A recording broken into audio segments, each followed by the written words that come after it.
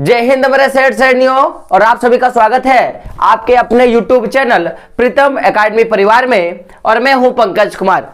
तो बात करेंगे आज की इस वीडियो पे। तो आज हम लोग क्लास 10 का, जी हां, हम लोग बात करेंगे क्लास 10 का एक भूगोल का जो चैप्टर है, यानी कि टर्म 1 में जो पूछा जाने वाला चैप्टर है, और वो क्या है आप जानते हो, जल संसाधन का हम लोग बात करेंगे। तो हम लोगों ने अभी तक इस वीडियो पे एक पार्ट जो है लिया है, और वो पार्ट क्या था कि जल संसाधन के कमी के क्या क्या कारण है। उसमें से एक जो कारण था वो औद्योगिकरण एवं बोलेंगे शहरीकरण था। तो आज उस सारे के सारे पार्ट को क्या करेंगे, हम लोग कवर करने का काम करेंगे। और हम लोग लास्ट में देखेंगे कि जो जल संसाधन है, या जो भी जल संसाधन या जो जल संसाधन का कुप्रबंध है, अगर हम लोग करते हैं तो क्या हो सकता है, इसके बारे में भी क्या करेंगे, चर्चा करेंगे। और साथ में एक जो क्वेश्चन आपके एग्जाम में पूछा जाने वाला क्वेश्चन है कि जल आपूर्ति को कम करने के लिए जो भी शहरीकरण का जो क्षेत्र है या जो शहरी क्षेत्र है उसमें किस तरह का उपाय जो है किया जाता है। और एक जो प्रश्न है क्या है कि मान लेते हैं कि किसी क्षेत्र में जल की अपार संसाधन है, मान लेते हैं किसी क्षेत्र में जल संसाधन बहुत ज्यादा है, लेकिन जो उपयोगी जल है, जो पीने लायक जल है, उसकी मात्रा में कमी है। तो उसका क्या कारण है, इसके बारे में हम लोग बात करेंगे। तो आई होप अगर आप फर्स्ट टाइम इस वीडियो को देख रहे हो तो सबसे पहले क्या करें, जो हमारा पहला वीडियो था जल संसाधन वाला चैप्टर का, उसको जाके आप जरूर देख ले, ताकि ये जो पार्ट है आपको समझने में किसी तरह का प्रॉब्लम ना आए। तो दोस्तों, वीडियो को शुरू करने से पहले आज का हमारा मोटिवेशनल कोड कि बरसात से मुलाकात यूं ही नहीं होती, कि बरसात से मुलाकात यूं ही नहीं होती, धरती को धूप से जलना पड़ता है, और शोहरत के शिखर पे चढ़ने के लिए एक दिन घुटनों के बल चलना होता है। जो संघर्ष से कभी परिचित नहीं हुआ, याद रखना दोस्तों, जो संघर्ष से कभी परिचित नहीं हुआ वो इतिहास में कभी चर्चित नहीं हुआ। तो अगर इतिहास में किसी को चर्चित होना है, अगर इतिहास में किसी को नाम करना है, तो सबसे पहला चीज क्या करना पड़ेगा, संघर्ष करना पड़ेगा। क्या करना पड़ेगा, संघर्ष करना पड़ेगा। और संघर्ष से मुझे एक बात याद आता है, ना तकलीफ, ना बोला गया है, ना संघर्ष ना तकलीफ तो क्या खाक मजा है जीने में, ना संघर्ष ना तकलीफ तो क्या खाक मजा है जीने में। अरे यार, जीत के तभी आओगे, जीत के तभी आओगे जब आग लगी हो सीने में। अगर आपको कुछ करना है तो आपके जहन में क्या होना चाहिए, आग होना चाहिए। आपको कुछ कर गुजरने का क्या होना चाहिए, आग होना चाहिए। तो बात करेंगे सबसे पहला चीज कि हम लोगों ने देखा था कि अगर जैसे हम लोग बात करते हैं जल की कमी, तो भाई हम लोग के हमारे माइंड में एक सीधा सा कॉन्सेप्ट बैठ जाता है राजस्थान वाला क्षेत्र का। तो जब हम लोगों ने राजस्थान वाले क्षेत्र को देखा था तो वास्तव में राजस्थान वाले क्षेत्रों में क्या था, जल की कमी था। यानी कि हम लोग ऐसा तो नहीं बोल सकते हैं कि राजस्थान में बहुत ज्यादा पानी है और पानी होने के साथ उनको जल में प्रॉब्लम हो रहा है, जल की उपलब्धता में प्रॉब्लम आ रहा है, ऐसा तो हम लोगों ने नहीं देखा था। लेकिन अगर हम लोग बेसिकली देखेंगे कि सामान्य जीवन पे, यानी कि जो भी सामान्य जीवन है, यानी कि बेसिकली आप जो भी देख पाते हो, जो सामान्य, जैसे कि हम लोगों ने सामान्य जीव के बारे में पढ़ा था, जो हमारे आसपास ऐसे ही दिख जाते हैं, सामान्य व्यक्ति होता है। तो अगर हम लोग सामान्य एरिया का बात करें तो अगर उसमें हम लोग जल संसाधन की कमी का कारण देखें तो हम लोगों ने बहुत सारी चीजों को देखा था। जैसे हम लोगों ने कृषि को देखा, जैसे हम लोगों ने जनसंख्या वृद्धि को देखा। अब हम लोग बात करेंगे कि ये जो औद्योगिकरण है, ये जो औद्योगिकरण है और ये जो शहरीकरण है, उससे किस तरह का क्या होता है, जल में कमी आता है, जल की उपलब्धता में कमी आता है। इसके बारे में क्या करेंगे, हम लोग चर्चा करेंगे। तो समझिएगा, पहली बात समझिए कि औद्योगिकरण होता क्या है।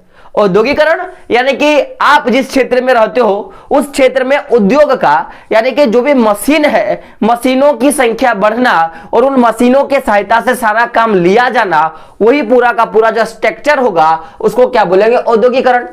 और शहरीकरण क्या होगा भाई, तो जब लोग क्या करते हैं कि जो भी उनका परिवेश है, जिस तरह का वो परिवेश में रहते हैं या जिस तरह के वो सभ्यता में रहते हैं, उस सभ्यता में चेंज करना, और जितना पहले अच्छे से रहते थे उससे ज्यादा अच्छा में अपने आप को परिवर्तन करना, वो शहरीकरण कहलाता है। शहरीकरण समझते हो, जैसे कि मान लो कि मैं गांव में था, और गांव में जब मैं था तो मैं क्या पहनता था, धोती पहनता था।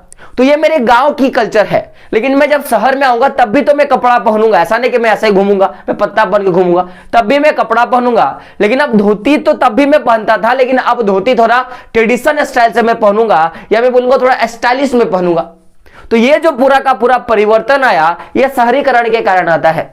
तो कभी पूछा जाएगा कि किसी भी क्षेत्र में शहरीकरण होने का या शहरी जीवन में वृद्धि होने का या शहर की लोगों में वृद्धि का सबसे मुख्य कारण क्या होता है कि जो भी शहर होते हैं उन सारे शहरों में जो बहुराष्ट्र कंपनियां होती हैं जिन्हें MNCs बोला जाता है, यानी कि मल्टीनेशनल कंपनीज बोला जाता है। तो क्वेश्चन आता है कि मल्टीनेशनल कंपनीज किस तरह से जल की कमी को, मैं बोलूंगा कि किस तरह से जल की कमी करवाती है। अगर ये कभी क्वेश्चन आएगा तो आप आराम से लिख सकते हो। तो सबसे पहले जो भी मल्टीनेशनल कंपनीज होती है यानी कि बहुराष्ट्र कंपनियां होती हैं, तो हिस्ट्री में क्वेश्चन आता है कि बहुराष्ट्र कंपनियों से आप क्या समझते हो। देखो बहुराष्ट्र का मतलब क्या होगा, बहु माने बहुत सारा, राष्ट्र माने क्या होता है राष्ट्र। तो कोई भी एक कंपनी या जो भी कंपनी क्या हो कि अपनी ब्रांचेज या अपनी शाखाएं क्या होती है अलग अलग राष्ट्रों में खोलती है, उसको क्या बोलेंगे, बहुराष्ट्र कंपनियां। जैसे सिंपल सा बात समझिएगा कि मैं एक कंपनी मैंने स्टार्ट किया और मेरी जो कंपनी है वो मान लो इंडिया का है और मैंने क्या किया, अपना जो ब्रांचेज है यानी कि जो भी मेरे छोटे छोटे जो ब्रांच होंगे मैंने क्या किया, उनको मैंने हर अलग अलग जगह मैंने क्या किया, खोल दिया। तो मेरी जो कंपनी होगी वो क्या होगी, बहुराष्ट्रीय कंपनियां होंगी। यानी कि अगर मेरी कंपनी का ब्रांच अगर विदेशों में भी खोला जाएगा, विदेश में खोला जाएगा, तो एक तरह से मेरी जो कंपनी होगी वो बहुराष्ट्र कंपनी होगी। तो जब किसी क्षेत्र में बहुराष्ट्र कंपनियां आती हैं तो उससे कहीं ना कहीं क्या होता है कि उनके आने से उस क्षेत्र में शहरीकरण होना शुरू होता है। क्योंकि आप देखोगे कि आप एक चीज बताओ, आप ग्राम, अगर आप गांव में रहते हो, अगर आप मान लो कि झारखंड के धनबाद एरिया से हो, तो अगर आप धनबाद के ऐसे क्षेत्र से बिलोंग करते हो जो ग्रामीण इलाका है, तो आपको जनसंख्या धनबाद में ज्यादा देखने के लिए मिलेगा कि आपको जो जनसंख्या होगा वो ग्रामीण क्षेत्रों में देखने के लिए मिलेगा। यानी कि आप जिस क्षेत्र से हो, अगर आप मान लो बोकारो डिस्ट्रिक्ट से हो, तो आप मेरे को बताओ आपकी जो जनसंख्या वो आपके गांव के आसपास में ज्यादा देखने के लिए मिलेगा कि बोकारो का जो स्टील प्लांट का एरिया है वहां पर ज्यादा देखने के लिए मिलेगा। तो आप बोलोगे ना कि जो एरिया रहेगा वो ज्यादातर कहां देखने के लिए मिलेगा, मैं बोलूंगा शहरीकरण का, तो वो बोकारो स्टील प्लांट के आसपास में देखने के लिए मिलेगा। तो उसी तरह जब बहुराष्ट्र कंपनियों का विकास हुआ, तो भाई अगर मान लो कि कोई बहुराष्ट्र कंपनी हमारे देश में आता है, तो सबसे पहला चीज क्या होता है कि उसके कारण से जल की कमी जो है वो बढ़ना शुरू होता है। उसका सबसे पहला चीज कि ऐसे आपको पता होगा कि मैंने ITI करी है, तो ITI में मेरा था ड्राफ्टमैन सिविल का ब्रांच था। तो सिविल में बोला जाता है कि अगर आप घर का जुड़ाई करते हो, यानी कि घर का जुड़ाई करते हो, तो भी क्या होगा कि आपको शुद्ध पानी, जो पीने वाला पानी होता है वो आप उसको ही आपको यूज करना चाहिए, ताकि आपकी जो मजबूती है, जो टिका होगा, वो बाकी जो अशुद्ध जल है उससे अच्छा होता है। तो मान लो कि कोई बहुराष्ट्र कंपनियां आती है, तो वो क्या करती है कि अब मान लो कि एक ऐसा क्षेत्र है, इस क्षेत्र में बहुराष्ट्र कंपनियां आके बैठी, इसी क्षेत्र में बहुराष्ट्र कंपनियां आके बैठी, तो ये जब अपना पूरा का पूरा कंपनी का स्ट्रक्चर बनाएगा तब भी उसको जल की आवश्यकता होगी, पहला चीज। और साथ में जब इस बहुराष्ट्र कंपनी को किसी वस्तु का उत्पादन करना होगा तब भी उसको जल की आवश्यकता होगी। क्योंकि अगर मान लो कि ये बहुराष्ट्र कंपनी बिस्कुट कंपनी है, ये बिस्कुट बनाने का काम करती है, बिस्किट बनाने का काम करती है, तो आटा गूंथने के लिए भी पानी चाहिए, और मैं बोलूंगा कि बिस्कुट को बनाने के लिए भी पानी चाहिए। या ऐसा कोई कंपनी मान लो कपड़ा उत्पादन करता है, तो कपड़ा को धोने के लिए भी पानी चाहिए। यानी कि कोई भी फैक्ट्री देख लो आप, अगर आप एक कार का गैरेज ही खोलते हो तो उनके पास पुर्जों को धोने के लिए भी पानी चाहिए होता है, या वहां के जो वर्कर है जो काम करेंगे उनको भी पीने के लिए पानी चाहिए होता है। तो सीधा सा बात है कि जब बहुराष्ट्रीय कंपनियों का विकास होता है तो उससे कहीं ना कहीं जो अलवणीय जल है, अलवणीय जल यानी कि जो बिना, मैं बोलूंगा जिसमें नमक का मात्रा नहीं पाया जाएगा, जो पीने लायक पानी होगा, जिसको खारा पानी नहीं बोलते, मीठा पानी बोलते हैं, तो जो भी अलवणीय जल संसाधन है उस पर क्या होता है, दबाव या प्रेशर जो है बनना शुरू होता है।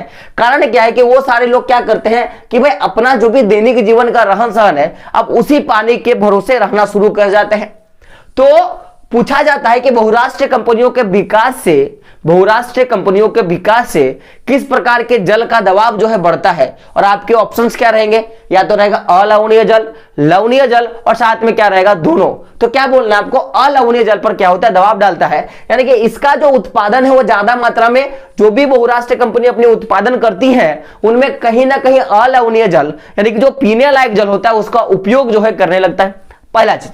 दूसरा क्या होता है देखिएगा कि भाई अब ये तो केवल होगा कि वो लोग अधिक जल का उपयोग करता है, तो केवल ऐसा नहीं है कि वो अधिक जल का उपयोग करता है, उसके साथ साथ उसका जो पूरा का पूरा जो प्रोजेक्ट है उस प्रोजेक्ट को चलाने के लिए उसको जल को तो आवश्यकता है। अगर मान लो अगर एक कपड़ा फैक्ट्री डाल के रखा है तो उसको कपड़ा धोने के लिए और कपड़ा को साफ करने के लिए उसको तो पानी चाहिए। लेकिन इसके अलावा अगर इस फैक्ट्री को उसको चलाना होगा तो उसको चलाने के लिए ऊर्जा की भी आवश्यकता होगी। और आपको पता होगा कि हमारे देश में, हमारे भारत में जो भी ऊर्जा होता है ज्यादातर उसका उत्पादन जो जल विद्युत होता है, यानी कि जिसका उत्पादन जल के माध्यम से जो विद्युत हम लोग पैदा करते हैं उससे किया जाता है। तो अगर कोई भी बहुराष्ट्रीय कंपनी अगर आती है किसी क्षेत्र में तो वहां पे क्या होता है, पहला तो जो भी संसाधन का वो लोग उपयोग करता है उत्पादन करने के लिए उसमें जल की तो आवश्यकता होती है। साथ में क्या होता है कि उसको चलाने के लिए, यानी कि बहुराष्ट्रीय कंपनी को चलाने के लिए ऊर्जा की भी आवश्यकता होती है। और वो जो ऊर्जा है वो ज्यादातर जल विद्युत से क्या होता है, पूरा किया जाता है। किससे? जल विद्युत से पूरा किया जाता है। तो अब अगर समझिएगा, वर्तमान समय में एक सर्वे किया गया था तो इसमें पता चला है कि भारत जितना भी विद्युत का उत्पादन करता है, अब विद्युत उत्पादन करने का कोई एक स्रोत नहीं हो सकता है। ज्वारीय, मैं बोलूंगा कि जो भी ज्वारीय विद्युत होता है, सौर सेल होता है, साथ में आप देखोगे जल विद्युत होता है ना, ऐसे तरह का पवन चक्की होता है। ऐसे आपको बहुत तरह के ऊर्जा के स्रोत देखने के लिए मिलेंगे। लेकिन अगर देखा जाए भारत क्या करता है कि वर्तमान समय में जितना भी विद्युत उत्पादन करता है उस विद्युत उत्पादन का 22%, कितना मैं बात करूंगा, 22% जो भाग होता है वह जल विद्युत से प्राप्त करता है। किससे प्राप्त करता है? जल विद्युत से प्राप्त करता है। यानी कि देखा जाए तो भारत का जो लगभग का जो बहुराष्ट्रीय कंपनियां है, मल्टीनेशनल जो कंपनीज है, उनको चलाने के लिए जल विद्युत का उपयोग किया जाता है। और भारी मात्रा में जो पीने वाला पानी होता है वो क्या होता है, वेस्ट हो जाता है। अब समझिएगा, अगर आप कभी माइथन डैम अगर गए होंगे तो आपने गौर किया होगा कि भाई ऐसे करके एक बहुत बड़ा दीवार जो है बनाया गया है। इस दीवार से पानी जो है बह रही है और यहाँ पे एक टरबाइन होता है, लगा होता है, जो घूमता है और घूमने के साथ क्या होता है, बिजली जो होता है पैदा होता है। अब ये जो घटना है ये तो कभी भी समुद्र के पानी में किया नहीं जा सकता, क्योंकि समुद्र में पानी तो बहता नहीं है, वो तो एक जगह स्थिर है, एक जगह मैं बोलूंगा जमा हुआ पानी है। तो ये जो सारी क्रियाकलाप होती है वो कहां किया जाता है? ये सारी क्रियाकलाप बहते हुए जल पे जो नदी है उनमें किया जाता है। तो कहीं ना कहीं वो नदी का पानी पीने लायक पानी होता है, जिसके कारण 22% क्या करते हैं, बिजली उत्पादन के चक्कर में वो पानी क्या होता है, वेस्ट चला जाता है, बर्बाद क्या होता है, हो जाता है। तो एक तो ये था कि बहुराष्ट्रीय कंपनियों में जो भी उत्पादन होता है या उस कंपनियों को चलाने के लिए जो भी ऊर्जा की आवश्यकता होती है वो ऊर्जा का लगभग जो पूर्ति होता है वो किससे होता है, जल विद्युत से होता है। और वर्तमान समय में देखा जाए तो भारत का जितना भी विद्युत का उत्पादन होता है उस विद्युत का 22% भाग जो होता है वो जल विद्युत से उत्पादन होता है। तो क्वेश्चन आएगा कि वर्तमान समय में जो भी कुल विद्युत हम लोग उत्पादन करते हैं उस उत्पादन का कितना प्रतिशत जो भाग है वो किसके द्वारा, जल विद्युत के द्वारा उत्पादन किया जाता है? तो अब नोट कर लो 22% जो है उत्पादन किया जाता है। अब आप समझेगा, ये तो भाई पूरा का पूरा बात है। अब देखिएगा कि अगर किसी क्षेत्र में उद्योगों का विकास होता है तो अब देखोगे धीरे धीरे उस क्षेत्र में जो शहरीकरण है, क्या है ये जो शहरीकरण है, यानी कि शहरीकरण में बोल सकता है कि शहरों की संख्या, एक तो शहरों की संख्या में वृद्धि होगा और साथ साथ में क्या होगा कि शहरों में रहने वाली जो जनसंख्या है उसमें भी क्या होगा, वृद्धि होना शुरू हो जाएगा। अब आप खुद देखोगे कि अगर आप अपने गांव में आप टटोलने के लिए जाओगे तो आपके गांव का ज्यादा से ज्यादा जो यंगस्टर है, यानी कि जो भी युवा पीढ़ी के जो बच्चे हैं वो क्या करते हैं कि बाहर किसी दूसरे क्षेत्र में, गुजरात हो गया, महाराष्ट्र हो गया या केरल हो गया, तमिलनाडु हो गया, ऐसे बड़े बड़े क्षेत्र, बेंगलोर हो गया, क्या करते हैं, काम करने के लिए जाते हैं। तो काम भाई गांव में भी मिल सकता है लेकिन वो शहर क्यों जाते हैं? कारण क्या है कि वहां पे उद्योग लगा हुआ है, बड़े बड़े फैक्ट्री लगी हुई होती हैं और वहां पे जाके क्या करते हैं, वो काम करते हैं। तो अगर किसी क्षेत्र में उद्योग अगर लगा है, अगर उस क्षेत्र में औद्योगिकरण हो रहा है तो वहां पे सबसे पहले क्या होगा कि शहरों की संख्या में वृद्धि होगा।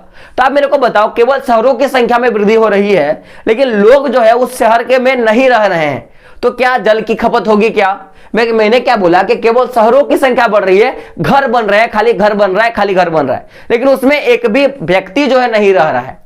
तो तब भी शहरों को बनाने के लिए जो भी घर है उसको बनाने के लिए, उसके स्ट्रक्चर को रेडी करने के लिए पानी की आवश्यकता होगी। तो उससे भी क्या होगा कि जो भी पानी है उसका तो खपत होगा। साथ में जो शहरी जनसंख्या है, साथ में क्या होगा कि शहरों की जनसंख्या में भी क्या होता है, वृद्धि होता है। आप अगर पूरे गांव में घूमने के लिए जाओगे तो आप क्या देखोगे कि लगभग एक ही दो ऐसा व्यक्ति होगा जो अपने घर में क्या होता है, 2 फ्लोर वाला, यानी कि 2 तल्ला जिसको हम लोग बोलते हैं, वो बिल्डिंग बना कर रखता है। तो आप केवल देखोगे अगर 2 तल्ला का बिल्डिंग है तो उसमें कम से कम 4 से 5 परिवार जो है मैंने सदस्य वाले लोग रहते होंगे, हाईएस्ट 10-12 जाते हैं। लेकिन शहरों में क्या होता है, एक छोटा सा जमीन होता है, इतना ही बड़ा जमीन का टुकड़ा मिलेगा और उसी में क्या करते हैं वो 50 मंजिला 60 मंजिला क्या बोलते हैं इमारत बना देते हैं। यानी कि उतना फ्लोर वाले क्या बनाते हैं, इमारत बना देते हैं, जिससे वहां पे जितनी मात्रा में जमीन है उससे कहीं ज्यादा मात्रा में क्या होता है, लोग जो है वहां पे बस जाते हैं। तो ये जो जनसंख्या में वृद्धि हुआ, शहरी जनसंख्या में वृद्धि हुआ, तो शहरी जनसंख्या में जो शहर की जो जीवन शैली है उसमें भी क्या होता है, कहीं ना कहीं वृद्धि होता है। तो उसके कारण भी क्या होता है कि जो जल की कमी होना शुरू हो जाता है। अब बात को समझिएगा कि मैं पहले ग्राम में रहा करता था, मैं गांव में रहा करता था, तो गर्मियों का दिन था भाई, तो मैं क्या करता था कि खेत जाता था, खेत में आम का पेड़ होता है वहां पे जाता था और चद्दर जो होता है उसको बिछा के सो जाता था आराम से। लेकिन शहरों में ऐसा देखने के लिए नहीं मिलता है। शहरों में लोग क्या करते हैं, एसी का उपयोग करते हैं। तो भाई एसी को अगर चलाएगा तो उसके लिए भी उसको विद्युत की आवश्यकता होगी, ऊर्जा की आवश्यकता होगी। तो फिर क्या होगा, तो ये जो विद्युत है वो कहां से पैदा होगा, कहीं ना कहीं वो जो विद्युत है वो जल के माध्यम से पैदा होगा। तो ये कहीं ना कहीं इस शहरीकरण का जो जीवन शैली है कि नहाना है, पीना है, खाना है, धोना है, और एक छोटे से क्षेत्र में, इस छोटे से क्षेत्र में बहुत ज्यादा लोगों की संख्या हो जाता है। तो इसके कारण भी क्या हुआ कि जो शहरी जो जीवन शैली है उसके कारण कहीं ना कहीं जो जल है और जो ऊर्जा है उसका उपयोग में भी क्या हुआ, वृद्धि हुआ है। क्या हुआ है, उसका जल में और उसकी जो ऊर्जा है, जो भी ऊर्जा का उपयोग वो लोग करते हैं उसका भी कहीं ना कहीं क्या हुआ है, वृद्धि हुआ है। तो पूछा जाएगा कि अगर शहरीकरण हो रहा है तो उससे क्या क्या चीजों में वृद्धि होती है। एक तो शहरों की संख्या में वृद्धि होती है, दूसरा हम लोगों ने क्या सीखा कि शहरों की जो जनसंख्या होती है उसमें वृद्धि होती है, और शहरों की जो जीवन शैली है उसमें वृद्धि होती है। जिसके कारण, इन तीनों के कारण क्या होता है मेरे रसगुल्लो, कि देखोगे कि जल का उपयोग में वृद्धि होता है, और साथ साथ में जो ऊर्जा का हम लोग उपयोग करते हैं, चाहे जल ऊर्जा का बात किया जाए या जिस भी तरह का ऊर्जा का बात किया जाए, उन सारे ऊर्जाओं में भी क्या होता है, वृद्धि होना शुरू हो जाता है। तो ये तो पूरा का पूरा फंडामेंटल चीज था कि जब भी अगर उद्योग में वृद्धि होगा या शहरीकरण होगा किसी क्षेत्र में, तो किन सारे दिक्कतों के कारण जल का उपयोग जो होता है वो वृद्धि होता है। हम लोगों ने उसके बारे में पढ़ा। अब देखा जाएगा अगर आप शहरों में घूमने के लिए जाओगे तो क्या होते हैं, वहां पे कॉलोनियां बनी होती है, क्वार्टर बनी होती हैं, और उन सारे क्वार्टरों में क्या देखने को मिलेगा कि आपको नलकूप मिलेगा। क्या मिलेगा, नलकूप मिलेगा। नलकूप का क्या किया जाएगा, नलकूप मिलता है, यानी कि जो नल होते हैं, नल क्या होता है देखने के लिए मिलता है। और इन नल के कारण क्या होता है कि उस क्षेत्र का जो भी जल आपूर्ति है, जो भी जल की कमी है, उसको क्या किया जाता है, दूर किया जाता है। तो क्वेश्चन आएगा कि हम लोगों ने देखा कि जब शहरीकरण होता है और शहरीकरण के कारण जल संसाधन में कमी आता है, जो पीने वाला जल होता है उसमें कमी आता है, तो ये जो कमी हुआ उसको शहरों में कैसे दूर किया जाता है। तो अब क्या बोलोगे कि नलकूप स्थापित करके, क्या बोलोगे, नलकूप स्थापित कर क्या जाता है, उनकी जो जल आपूर्ति है, जो जल की कमी है उसको क्या किया जाता है, दूर किया जाता है। ध्यान रखिएगा, किसके माध्यम से बोला जाएगा, तो नलकूप के माध्यम से बोला जाएगा। किसके माध्यम से, नलकूप के माध्यम से बोला जाएगा। अब समझिएगा, एक क्वेश्चन था जो बहुत बच्चों के माइंड में चल रहा था, और मेरे से क्वेश्चन किया गया था कि मान लिया जाए कि सर हम लोगों ने इन सारे चीजों के बारे में देखा जहां पे जल की कमी है, लेकिन अगर देखा जाए ऐसा कोई क्षेत्र है जहां पे बहुत ज्यादा मात्रा में पानी है, भाई बहुत ज्यादा मात्रा में पानी है, लेकिन अगर उस क्षेत्र में काफी मात्रा में क्या है, जल संसाधन है, परंतु उस क्षेत्र का जो पानी है वो क्या है कि उस क्षेत्र में क्या है, तब भी जल दुर्लभता है। यानी कि जल संसाधन तो बहुत ज्यादा मात्रा में है, जितना उनको जल चाहिए उतना मात्रा में उस क्षेत्र में पानी मौजूद है, लेकिन फिर भी क्या होता है कि उस क्षेत्र में जल दुर्लभता की घटना है। तो आखिर इसका क्या कारण हो सकता है, क्वेश्चन को ध्यान से सुनिएगा। मैंने क्या बोला कि ऐसा एक क्षेत्र है जहां पे जल संसाधन मौजूद है, जल संसाधन है, जल की कमी नहीं है, लेकिन जल का अगर कमी नहीं है तो जल की कमी नहीं है, लेकिन फिर भी क्या हो रहा है कि उस क्षेत्र में जल दुर्लभता है, यानी कि जल की कमी होती है। जल में कमी नहीं है, यानी कि बहुत मात्रा में जल है, जो भी जल है, आप लवणीय जल हो, अलवणीय जल हो, बहुत मात्रा में जल है, लेकिन क्या होगा कि जल की दुर्लभता है, उसको पर्याप्त मात्रा में जल जो होता है, पीने वाला जो जल है वो उपलब्ध नहीं हो पाता है। इसका क्या कारण हो सकता है, तो पहला कारण हम लोग क्या बोल सकते हैं कि अब देखोगे कि गांव में क्या होता है, गांव वाला जो एरिया होता है, आप अगर गांव से बिलोंग करते हो, मैं तो गांव से हूं, मुझे पता है, तो यहां पे चीज देखने के लिए मिलता है, यहां पे हर जगह आपको तालाब देखने के लिए मिलेगा। तो क्या तालाब का पानी पीने लायक है क्या, आप बोलोगे सर नहीं, हम लोग बेसिकली जो पानी यूज करते हैं वो या तो नलकूप का होता है या कुआं का होता है, या जो भी नदी होती है उनका पानी क्या करते हैं हम लोग उपयोग करते हैं। तो उसी तरह जो तालाब का पानी क्या होता है बताओ, तालाब का पानी तो यूज नहीं करते हैं, तो वो क्या होता है एक तरह का गंदा पानी होता है, जो जिसको हम लोग क्या बोलते हैं कि हमारे लिए उपयोगी नहीं है। तो ऐसा भी तो हो सकता है कि अगर किसी क्षेत्र में काफी मात्रा में जल है लेकिन उस क्षेत्र में जल दुर्लभता है, तो इसका सबसे बड़ा कारण क्या हो सकता है कि जल जो है वो जल की क्या है, खराब गुणवत्ता हो सकता है। यानी कि जो भी उस जल में गुणवत्ता होनी चाहिए, पीने वाले पानी में जो भी चीजें होनी चाहिए वो क्या होगा कि वो गुणवत्ता नहीं हो सकता है। किसी देश देख सकते हो कि हमारे पूरे विश्व में अगर देखा जाए, पूरा पृथ्वी में देखा जाए तो 3 भाग जल से घिरा हुआ है, लेकिन फिर भी क्या है कि जल की कमी है। तो उसका सबसे बड़ा मेन मोटो क्या है कि भाई जो 3 भाग में से जो पानी हम लोग देखते हैं वो ज्यादा मात्रा में क्या लवणीय जल है, जिसका केवल हम लोग नमक उत्पादन में कर सकते हैं या हम लोग उससे विद्युत उत्पादन भी कर सकते हैं। पीने के लिए हमको बहुत ज्यादा का दिक्कत करना पड़ेगा उस पानी को यूज करने के लिए। तो इसी तरह उसकी जो जल की गुणवत्ता है वो हमारे लिए क्या है, खराब है। तो पहला तो क्या हो सकता है, जल की गुणवत्ता क्या हो सकता है, खराब हो सकता है। तो क्वेश्चन आता है कि तो समुद्र का बात किया, समुद्र में बहुत तरह की नदियां आके मिलती, सरिताएं आके मिलती, इसीलिए उनका नमक का उसका जो पानी होता है नमक आ जाता है। अब बहुत सारे बच्चे बोलते हैं कि सर नमक में क्या बोलते हैं, समुद्र का पानी में नमक क्यों है। तो यार ये सब सारी चीजें आपको साइंस में पढ़ने के लिए मिलेगा। ऐसा माना जाता है कि जो भी नदियां होती हैं या जो भी सरिताएं होती हैं सब आके समुद्र में मिलती हैं, जितनी भी लगभग नदियां होती हैं, तो वो अपने साथ हर तरह की चीजें ले आती है, जिसके कारण जो समुद्र का पानी क्या होता है, नमकीन होता है। लेकिन एक बच्चे ने मुझे बोला था कि ऐसा नहीं होता है सर। मैंने बोला क्या होता है, तो उन्होंने बोला कि एक बार एक किसान को क्या हुआ था कि एक किसान को एक चक्की मिला था, आटा पीसने वाला चक्की होता है ना, जो चक्की ऐसे हम लोग घुमाते हैं हाथ से, वो चक्की मिला था। वो उसको लेके समुद्र से पार हो रहा था। समुद्र से जब पार हो रहा था तो फिर उसने क्या बोला कि भाई पहले उसको भूख लगा, तो वो बोल रहा है कि चक्की, उसने बोला कि चक्की मुझे क्या दे दो, वो उसने बोला कि मुझे खाना दे दो, तो उसने वो खाना दे दिया, उसको खाना मिल गया। अब वो बोलता है कि चक्की मुझे पीने का पानी दो, पीने का पानी उसको मिल गया। अब वो क्या करता है, चलो भाई हम लोग क्या करेंगे कि इससे हम लोग पूरा का पूरा एक बिजनेस खोलेंगे। तो बोलते हैं कि मैं नमक का बिजनेस खोलूंगा। और वो क्या करता है, बोलता चक्की नमक निकाल। अब उस नाव में इतना ज्यादा नमक निकलने लगता है कि नाव जो है डूब जाती है, और चक्की जो है आज भी समुद्र में क्या हो रही है, चल रही है। इसके कारण नमक का उत्पादन होता है, ऐसा किसी बच्चे ने मुझे बोला था। तो ऐसा नहीं होता, ये चक्की नमक निकाल, ये वाला सिस्टम नहीं काम करता है मेरे दोस्तों। वो सिस्टम भूल जाओ। अगर बचपन में आपने पढ़ा था कि चक्की नमक निकाल, तो वो चक्की नहीं है वहां पे, ठीक है। ये सारी जो भी चीजें हैं, वो जितने भी जो भी आप नदी बहती है उनकी अलग अलग प्रवृत्ति होती है, और जो भी चीजें होती है उनके कारण जो होता है बाद में जाकर वो नमकीन पानी हो जाता है ना। लेकिन अगर बात की जाए कि अगर जल की खराब गुणवत्ता है, तो भाई ये खराब गुणवत्ता का क्या कारण हो सकता है कि जो जल का जो गुणवत्ता है, जो क्वालिटी है वो खराब है। तो आखिर क्या क्या चीजें हो सकती हैं, इन या किन कारणों के कारण जो जल की जो क्वालिटी यानी कि वाटर का जो क्वालिटी है वो खराब है, या क्या वो वेस्ट है हमारे लिए, ऐसा क्यों।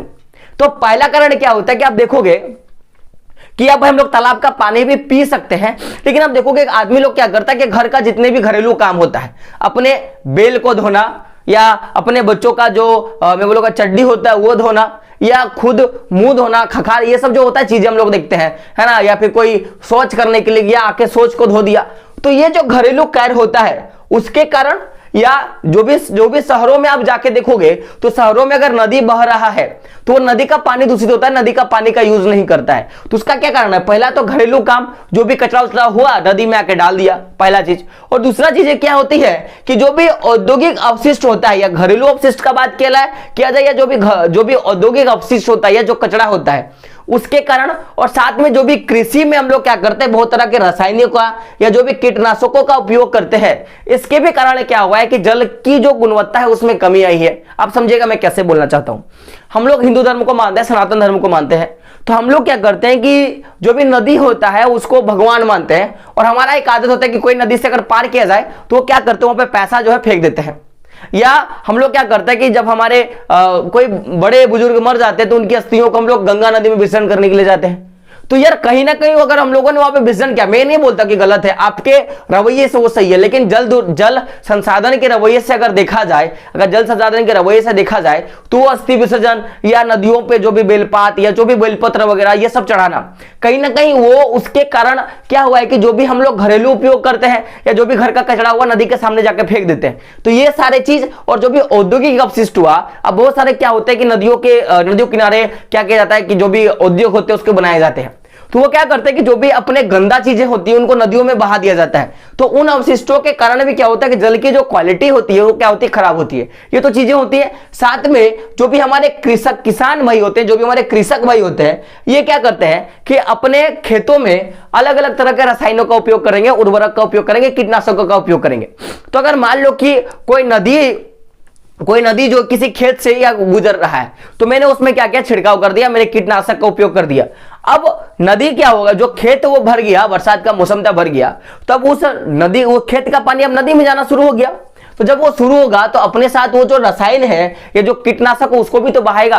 तो कहीं ना कहीं उस पानी का जो गुणवत्ता है वो क्या हो जाता है, खराब हो जाता है। क्या होता है, खराब हो जाता है। इसलिए देखोगे कि जब धान की खेती होती है उस समय गांवों के लोग क्या करते हैं कि जब वो खेतों के सामने का जो नाला होता है वो बह रहा होता है, उसमें नहाने के लिए जाता है, तो आप देखोगे कि बॉडी जो होता है वो जलना शुरू हो जाता है, उसमें रैशेस वगैरह आना शुरू होता है। तो उसका भी क्या कारण है कि वो जो कीटनाशक होता है, जो रासायनिक होता है, उसका जो उपयोग होता है भारी मात्रा में आजकल की आधुनिक कृषि में, उससे भी कहीं ना कहीं आप देखोगे तो जल की गुणवत्ता में क्या आती है, कमी जो है आ जाती है। ये तो सारा का सारा दिखा था कि अगर किसी क्षेत्र में काफी मात्रा में जल संसाधन है लेकिन फिर भी उस क्षेत्र में जल दुर्लभता है, तो उसका क्या कारण है, तो क्या जल की गुणवत्ता की खराबी, और उसका क्या कारण है हम लोगों ने पढ़ लिया। अब देखिएगा, एक 1999 में एक सर्वे आया था, एक रिपोर्ट जो है वो तैयार किया गया था, एक रिपोर्ट जो है तैयार किया गया था। और वो रिपोर्ट कब तैयार किया था, मैंने अभी आपको बताया, 1999 में एक रिपोर्ट तैयार किया गया था। तो ये रिपोर्ट जो है वो किसने तैयार किया था, तो द सिटीजनशिप फिफ्थ रिपोर्ट, क्या है, द सिटीजनशिप फिफ्थ रिपोर्ट, यानी कि सिटीजनशिप का ये फिफ्थ यानी कि 50वां नंबर का क्या था, ये रिपोर्ट था। फिफ्थ माने 5 होता है, ठीक है। ये 5वां नंबर का रिपोर्ट था, जिसके अनुसार क्या बोला गया इसके बारे में बात करते हैं। तो अगर आप देखोगे तो ऐसे हम लोग मानते हैं कि भारत जो होता है नदियों को क्या मानता है, पवित्र मानता है, देवी देवता मानता है। और हमारे यहाँ एक बहुत पुरानी कहावत है कि सबसे पवित्र नदी क्या है, गंगा है। गंगा, सरस्वती, गोदावरी, यमुना, सारे हमारे पवित्र नदी है। तो भाई नदी तो पवित्र है, उसको हम लोगों ने मन से माना कि वो पवित्र है। लेकिन अगर देखा जाए रिपोर्ट के अनुसार, साइंस के हिसाब से अगर हम लोग बात किया जाए, और वो रिपोर्ट कब आया था, 1999 में आया था। तो क्वेश्चन आता है कि द सिटीजनशिप फिफ्थ रिपोर्ट कब आया था, तो आप क्या बोलोगे, 1999 में आया था। और इसके अनुसार भारत का जो भी नदी है, अगर विशेषकर बात किया जाए, जो भी छोटी छोटी सरिताएं होती हैं, यानी कि ऐसे नदियां जो बरसात के मौसम में अपना रूप बहुत बड़ा कर लेती है, और जब बरसात खत्म हो जाता है तो धीरे धीरे क्या होते हैं, नाले के रूप में बहना शुरू हो जाती हैं। ऐसी जो नदियां होती हैं वो आज देखा जाए तो उनकी जो धाराएं हैं वो जहरीली हो रही है। क्या हो रही है, जहरीली धाराओं में क्या हो रही है, परिवर्तन हो रहा है। और उसका कारण क्या है, तो मैंने यहाँ पे कारण के बारे में बात किया। एक तो घरेलू, और दूसरा क्या था, उद्योगों का अवशिष्ट, और जो भी रासायनिक कीटनाशक और जो कृषि में जो भी हम लोग जो भी प्रयुक्त उर्वरक का उपयोग करते हैं, इसके चक्कर में। अब बात करते हैं, ये तो बात किया छोटी छोटी सरिताओं का, बात किया जो नाला होता है उसका हम लोगों ने बात किया।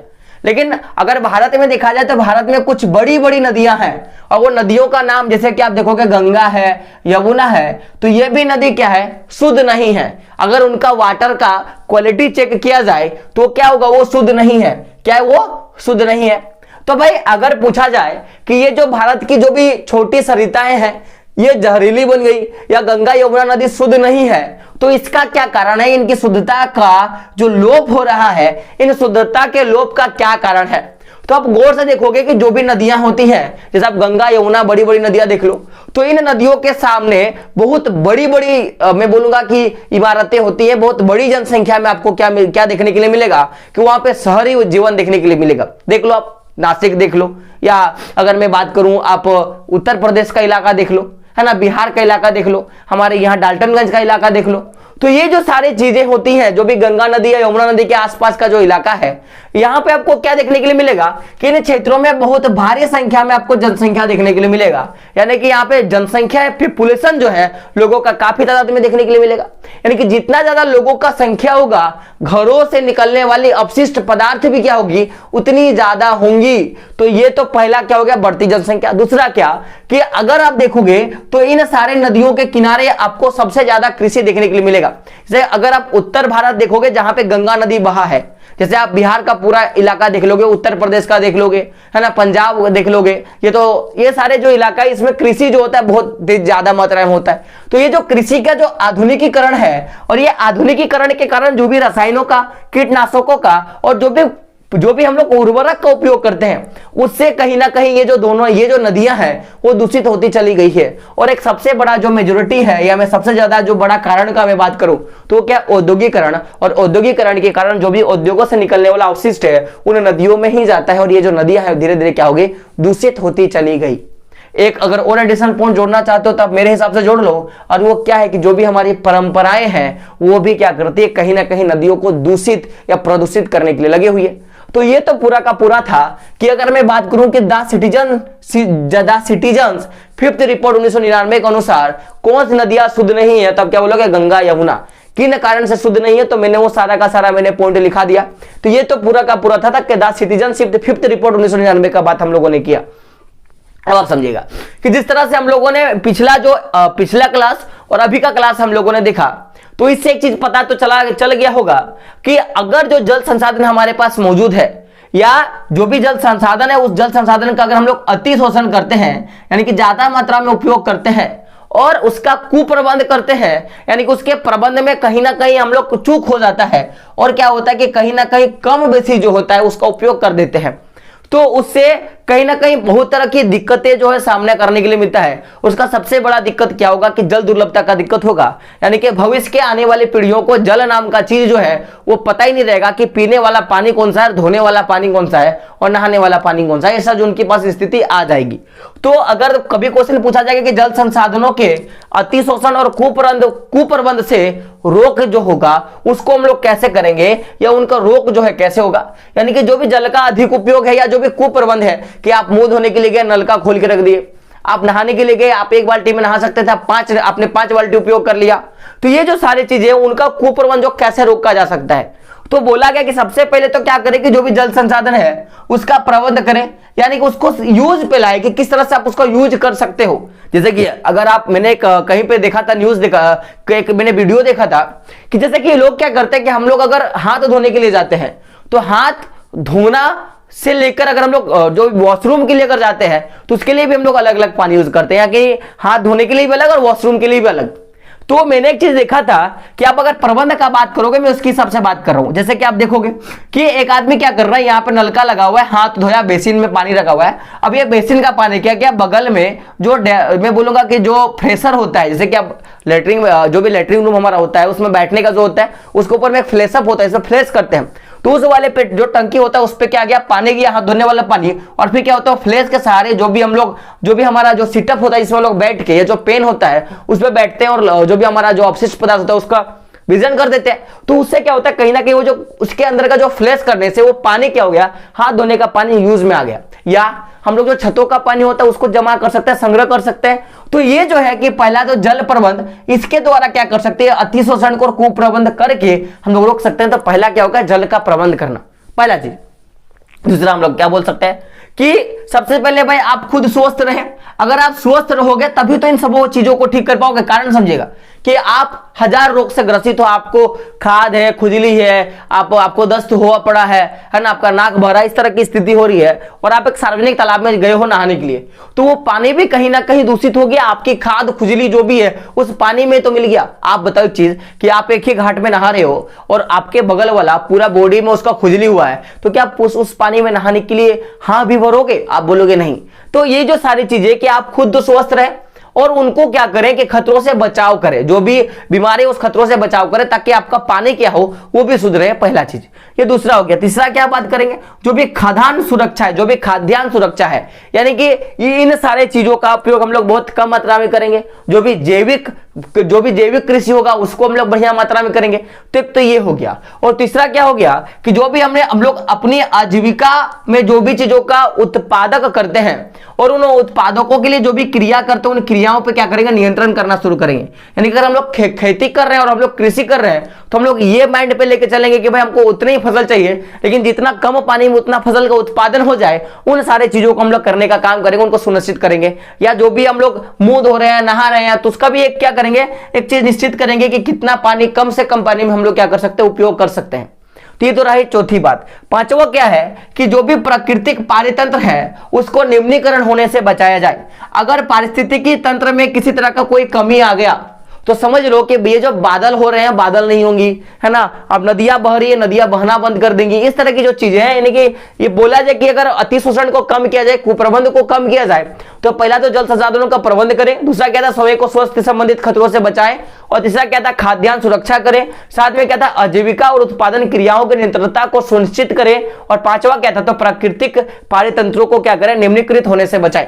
ये सारे चीज जो है ये आपको जल की कमी से रोक सकता है। अब ये तो हम लोगों ने पूरा का पूरा बात कर लिया कि किस तरह की चीजें जो हो सकती है। आप समझिएगा कि भारत में क्या क्या गया कि बहुउद्देशीय परियोजना जो है लाया गया। तो अगला जो क्लास रहेगा पूरा का पूरा हम लोग बहुउद्देशीय परियोजना के बारे में बात करेंगे, और इसमें हम लोग देखेंगे कि बहुउद्देशीय परियोजना होता क्या है, इससे क्या लाभ है, इससे किस तरह की हानि जो है होती है, हम लोग अगले वीडियो में बात करेंगे। तो आपको पता होगा एक तो रिवीजन सीरीज चल रहा है, दूसरा हम लोग इस सीरीज पे बात कर रहे हैं, और अभी आपको टर्म 1 टर्म 2 के लिए बहुत ज्यादा संशय जो है आ रही है कि होगा कि नहीं होगा। तो मैंने पहले भी बोला था कि टर्म 2 का जो है पढ़ना शुरू कर दें। तो एक डेट याद रखिएगा 15 तारीख का मैं बात कर रहा हूं, यानी कि 15 जनवरी का बात कर रहा हूं। तो 15 जनवरी से क्या होगा कि जो टर्म 2 है उसका जो कोर्स है वो शुरू कर दिया जाएगा। मैं किसका बात कर रहा हूं, 15 जनवरी से आपकी टर्म 2 की जो पढ़ाई है वो शुरू कर दी जाएगी, और टर्म 1 का जितना छूटा हुआ है उसको भी क्या होगा धीरे धीरे कर लिया जाएगा। यानी कि अगर मैं बात करूं, अगर सप्ताह में अगर मैं 5 क्लास लेता हूं, एक वीक में अगर 5 क्लास लेता हूं, तो 3 क्लास तो कंटिन्यूस जो चलते हैं यानी क्लास का चलेगा जो हम लोग सेकंड टर्म का पढ़ेंगे, और जो 2 क्लास रहेगा वो 2 क्लास क्या करेंगे हम लोग पीछे के जो छूटे हुए चैप्टर है उनका, और जो भोकाल सीरीज का जो रिवीजन वाला वीडियो है वो हम लोग लेने का क्या करेंगे कोशिश करेंगे। तो आई होप ये पूरा का पूरा वीडियो आपको समझ में आ गया। करना क्या आपको पता होगा कि लाइक करना है, कमेंट करना है, कमेंट में बताना है कि वीडियो कैसा लगा। और जाते के बाद कि अगर आप चैनल पे नहीं हो तो क्या करें, चैनल को सब्सक्राइब कर दे और अपने उन दोस्तों तक ये चैनल को पहुंचा दे जिनको स्टडी करनी हो, जिनको जैक बोर्ड का न्यूज चाहिए, मैं वो सारी चीजें मैं आपके पास अवेलेबल करवाता हूं। तो दोस्तों मिलते हैं अगले वीडियो में, तब तक के लिए जय हिंद, जय भारत, और आपका दिन शुभ हो। और जाते एक बात की जब तक तोड़ेंगे नहीं तब तक छोड़ेंगे नहीं।